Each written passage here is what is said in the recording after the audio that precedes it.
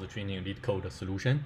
If you want the best mock interview experience in North America, feel free to check us out at baozitraining.org. We're here to help you land your next big offer. Today we're going to talk about an easy problem called the number of good pairs. So it's very simple. It's essentially giving you an array with all the integers. Find how many good pairs are there. So what are good pairs if those two numbers are equal? And then the index I less than j. So given this problem, the reason I'm recording this video is just want you guys know that the common ways whenever you're dealing with arrays, there's basically you can either go through the array with a nested for loops, which results in an O(n) squared time complexity. For this particular problem, we can literally just have basically the first a nested for loops. For each of the iteration, just check, okay, for this one, how many ones are there? So there are two. And then for this two, how many are the same numbers, and count. Another way, whenever you're dealing with an array, always think, can I sort the problem? So apparently for this problem, yes, you can. So as long as you sort the problem, so let's say, so this array, if you sort it in ascending order, it will become this. So now, essentially, given this, you have to count, okay, how many good pairs are there. So one way of count is if you have a number like this, three the same number, so what are the pairs they have? So you can say, okay, one, this, two, and three, right?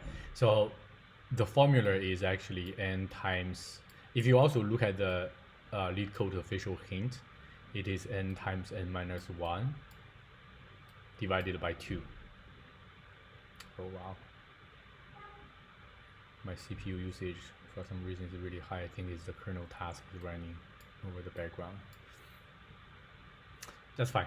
So why is n times n minus divided by 2? So if you remember the combination, right? So this is basically the combo Cn over 2, which giving you n items, how many pairs you can choose from there. So basically you can choose n pairs. This essentially equals to this.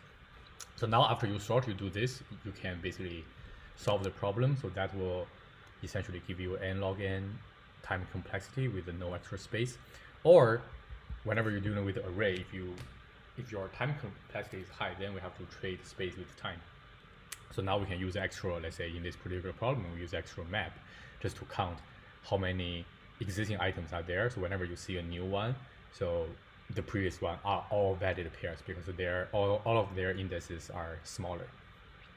That said, the solution is very straightforward. You can feel free to check the code. So this is the use the map solution. So essentially you just keep a hash map.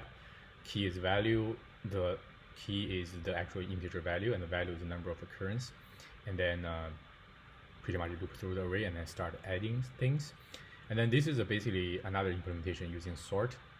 So what I did was first I sort the array, and then I keep 2 pointers, right? So whenever I keep 2 pointers, it's like I'm counting how many unique items are there. But as long as there's not a difference one, so I just use the formula I just explained, Cn over 2, to calculate for this particular integer how many good pairs are there.